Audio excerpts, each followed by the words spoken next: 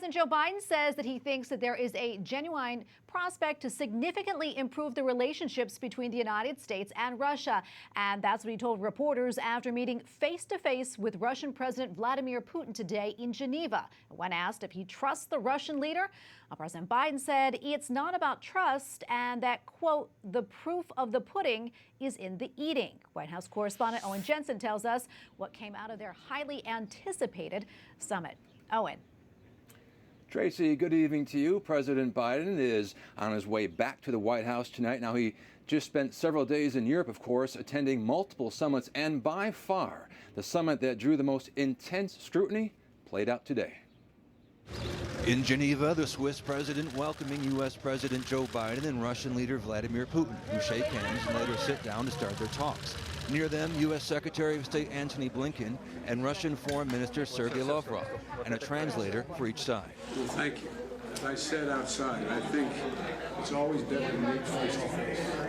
What was expected to last 4 to 5 hours turned out to be less than 3. After that, each holding their own individual news conference, President Putin going first, followed by President Biden, who told reporters, I told President Putin my agenda is not against Russia or anyone else.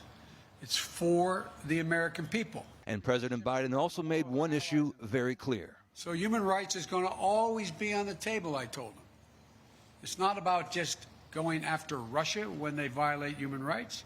It's about who we are. That's why we're going to raise our concerns about cases like Alexei Navalny.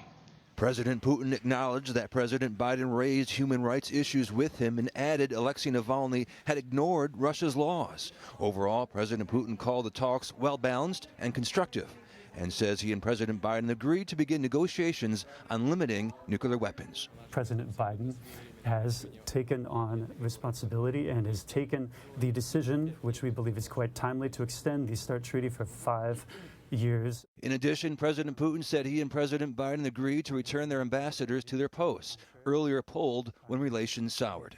They will be returning to service, their permanent service, but when specifically it'll be tomorrow, the day after tomorrow, that's a mere technical issue.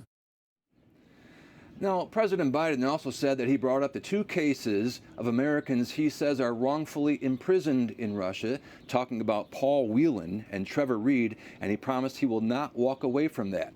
And on cybersecurity, President Biden said certain critical infrastructure has to be off limits, including water and energy. And President Putin, for his part, insists his country has nothing to do with the cyber intrusions. At the White House, Owen Jensen, EWTN News Nightly.